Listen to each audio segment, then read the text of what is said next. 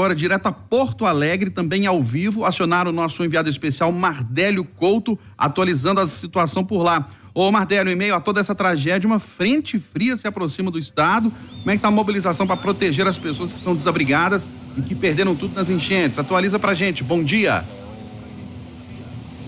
Muito bom dia para vocês, aos ouvintes que nos acompanham. A Itatiaia já transmitindo em áudio e vídeo aqui diretamente de Porto Alegre, no Rio Grande do Sul. Nossa equipe que demorou mais de 12 horas para chegar aqui até o local onde nós estamos falando neste momento. Para quem nos acompanha em imagens, estamos aqui na área conhecida como Pontal, uma das áreas que estão sendo utilizadas pelos resgatistas para pontos de salvamento. Neste momento, Eustáquio, Kátia e ouvinte que nos acompanha, há essa preocupação, os moradores amanhecendo hoje preocupados com essa possibilidade dessa frente fria que pode impactar demais a rotina dos moradores que já estão sofrendo por conta de vários estragos causados pelos temporais. Além da questão da frente fria em si, há possibilidade, segundo o governador aqui do Rio Grande do Sul, Eduardo Leite, do PSDB, a possibilidade de chuva de granizo, também de ventos que pode atingir os 100 km por hora, o que pode causar uma série de transtornos aqui em Porto Alegre e cidades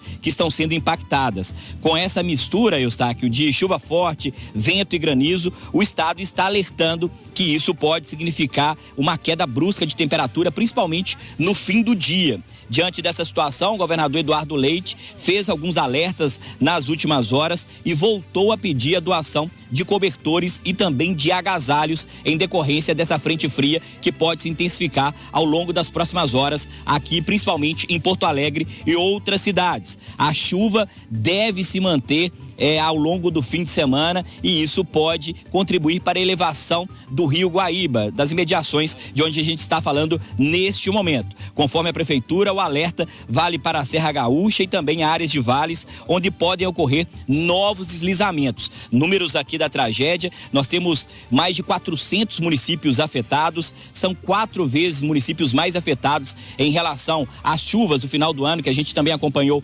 aqui na Itatiaia. Nós temos até o momento 95 mortes em decorrência dos temporais, sendo que 4 delas ainda estão sendo investigadas, a relação desses óbitos com os temporais. 50 mil pessoas estão em abrigos e 159 mil pessoas desabrigadas. Os trabalhos já estão começando por aqui, quem nos observa em imagens pode ver algumas sirenes ao fundo. Daqui a pouco o trabalho fica mais intenso, porque ainda temos 131 pessoas desaparecidas. A Itatiaia segue acompanhando tudo de perto. Volto com você, Kátia Pereira. Chega a 95 o número de mortos pelas chuvas no Rio Grande do Sul.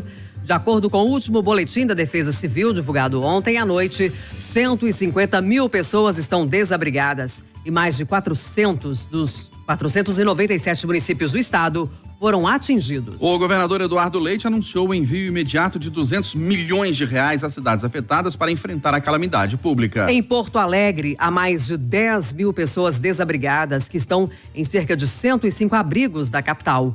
O nível do rio Guaíba ainda está acima do normal, com 5,23 metros, enquanto a cota de inundação é em torno de 3 metros. Gaúchos pelo estado ainda sofrem com a falta de água e energia elétrica, além da escassez de alimentos causada pelos bloqueios de estradas que impedem que estabelecimentos recebam novos produtos. Nossa correspondente em Porto Alegre, Mauri Dornelles, atualiza o cenário pra gente. Mauri, onde você está e qual é a situação por aí? Bom dia. Oi, Kátia, bom dia pra ti, bom dia, Eustáquio, bom dia pra todo mundo que acompanha a Itatiaia. A gente tá aqui no Pontal, agora tem um acompanhante aqui em Porto Alegre, o colega Mardélio, que vai ajudar nessa densa e forte cobertura. Aqui em Porto Alegre, como ele já trouxe anteriormente, a gente está no Pontal, que é um dos lugares de resgate de pessoas, mais propriamente para o pessoal de Eldorado, que neste momento é esse epicentro da tragédia aqui na região metropolitana, é onde mais precisa de salvamentos. Isso porque era a região de mais difícil acesso, estava com problemas de acesso pela terra, porque a pista, né, estava completamente bloqueada pela água, só tinha pelo ar e também pela água, por jet skis, barcos, enfim. Ontem, na coletiva, o governador Eduardo Leite falou sobre sobre Eldorado, né, que está concentrado agora as atenções de resgate em Eldorado. Tem muitos voluntários também trabalhando em Eldorado. Ontem o prefeito de Eldorado concedeu uma entrevista muito emocionante a colegas aqui da Rádio Guaíba, falando que a cidade inteira vai ter que ser evacuada, 40 mil pessoas. A gente está vendo o maior fluxo de resgates agora em Eldorado, em Porto Alegre, região metropolitana, Canoas, Novo Hamburgo, São Leopoldo.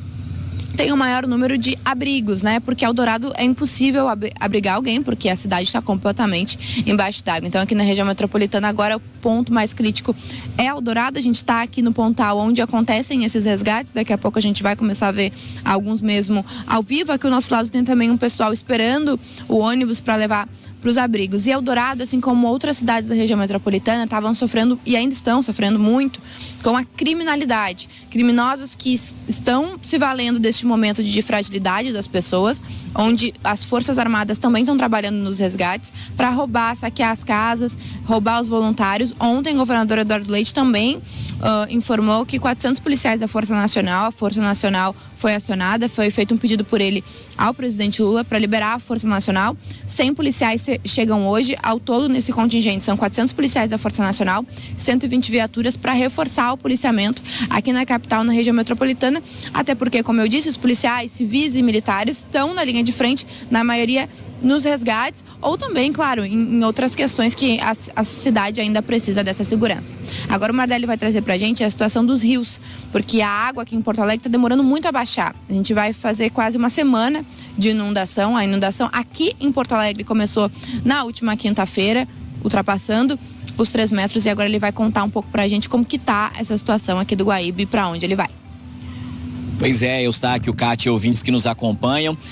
Aqui o Rio Guaíba, que está ao fundo, já ultrapassou 5 metros. A cota atual é de 5 metros e 20 centímetros. E mais cedo eu falei sobre a questão dos ventos, que podem atingir até 100 quilômetros por hora ao longo das próximas horas, ao longo dos próximos dias. Isso pode impactar de maneira significativa o trabalho de resgate e também a realidade aqui no Rio Grande do Sul. Isso porque, para o ouvinte tentar entender, são vários rios menores, ribeirões, que desaguam aqui no Guaíba, que tem dimensões gigantescas. E o Guaíba depois, na lógica, ele vai desaguar na Lagoa dos Patos e depois é um estreitamento, um gargalo, um funil para depois desaguar no mar.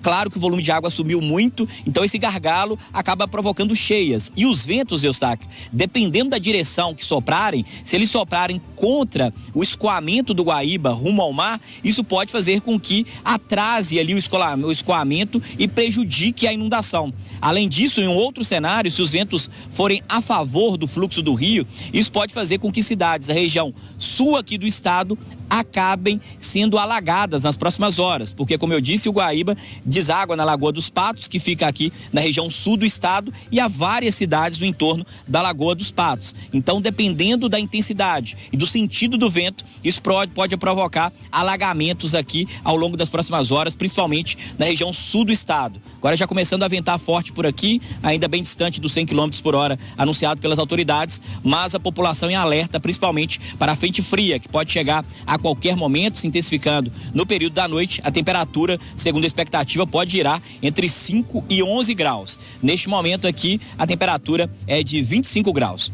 Volto com você, Eustáquio. Obrigado. Mardélio Couto e Mauri Dornelles falando ao vivo de Porto Alegre.